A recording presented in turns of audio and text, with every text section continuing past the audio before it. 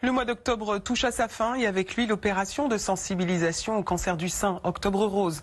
À cette occasion, une campagne mobile de dépistage a été menée grâce au Mammobus pour aller au plus près des femmes. Dépistage qui a reculé l'an dernier dans le contexte de la crise sanitaire. Mélodie Sforza et Irène Candel.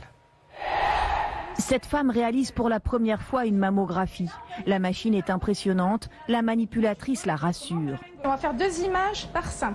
Voilà, on fait les 2. Vous n'avez pas de jaloux. Ok.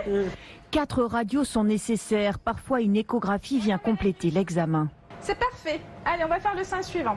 On oublie qu'effectivement le cancer, ça fait pas forcément mal, c'est pas forcément accompagné par une douleur, ce qui fait qu'elles se font pas suivre. On a eu pas mal de patientes qui avaient au-delà de 50 ans et pourtant qui n'avaient jamais passé de mammographie.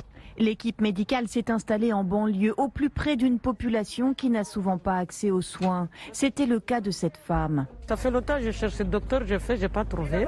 Oh non, c'est pas mal, de temps en temps ça brûle là-bas. Après, il m'a dit, il n'y a pas de problème, c'est bon. Elle quitte le bus soulagée, le médecin n'a rien trouvé de suspect.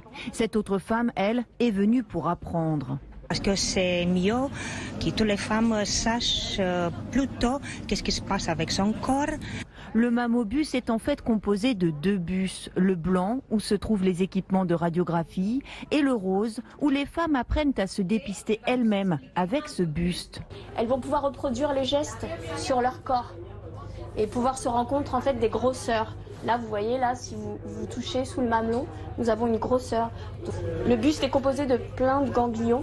Dans certaines cultures, c'est très tabou. On ne se palpe pas, on ne se touche pas. Et même on ne va pas en consultation, surtout si le médecin est un homme. On essaie de donner la plus grande information possible et les accompagner au mieux, quoi. Une femme sur 8 développera un cancer du sein dans sa vie. Dans 9 cas sur 10, il se guérit, surtout s'il est détecté tôt.